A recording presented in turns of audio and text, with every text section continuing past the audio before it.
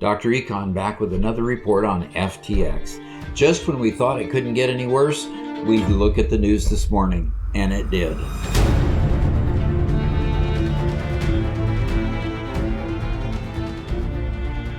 So I was confronted as I looked at the news this morning and found yet another article about FTX. And this one is just none too good. It seems to point to the potential for a lot of dishonest activity rather than just a little. Not just an innocent little, we mismanaged the money, but a serious challenge. Almost $650 million began exiting the FTX wallets during the middle of the night at midnight. And they couldn't close the door until about 2 a.m. And before they were able to close the door, about almost $650 million of funds were removed and sent to other wallets. So let's take a look at what really happened. I'm going to go ahead and follow this article. There are several articles about this, probably regurgitating a lot the same information. But let's go through this one and see what happened. Here's our good friend, SBF, they call him, Sam Bankman-Fried, testifying before Congress in this particular picture. That's probably not a current picture of him. It says several wallets allegedly belonging to FTX were drained of hundreds of millions of dollars in coin late Friday night, with much of the funds transferred from Tether into stablecoin DAI and from staked Ethereum into Ethereum. Okay.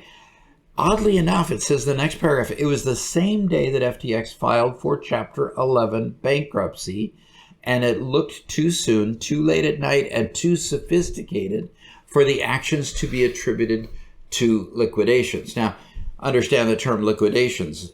Those would have been court-authorized liquidations of the assets so that investors who had funds there could be repaid their money.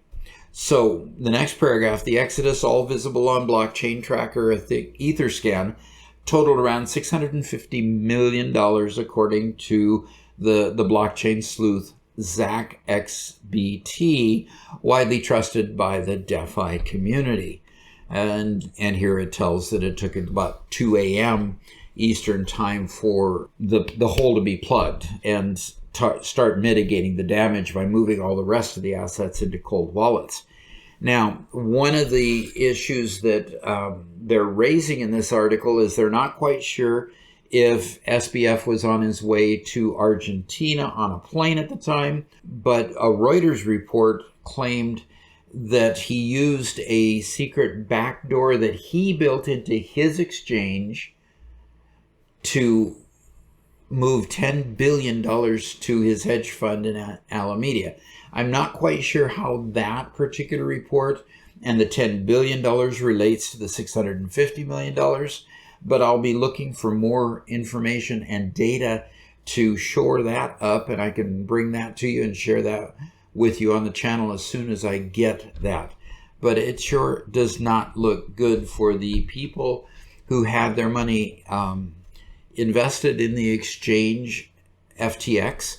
It is a custodial wallet exchange. In other words, companies or individuals and companies would put their money into the exchange and leave the money there in their custodial wallets so that they could buy and sell cryptos. And in an active exchange, a lot of times you're buying and selling on a frequent basis. Some people just like the idea of basically having a bank sort of situation where the custodian, or in this case FTX, the exchange, would hold the cryptocurrencies for them.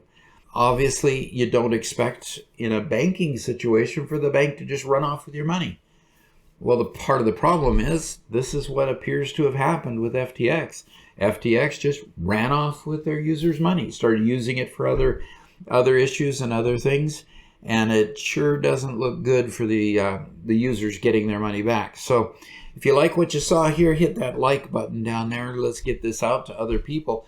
And please subscribe, and we'll keep on getting you more information and data as it comes available. Thanks, and look forward to seeing you again. Bye.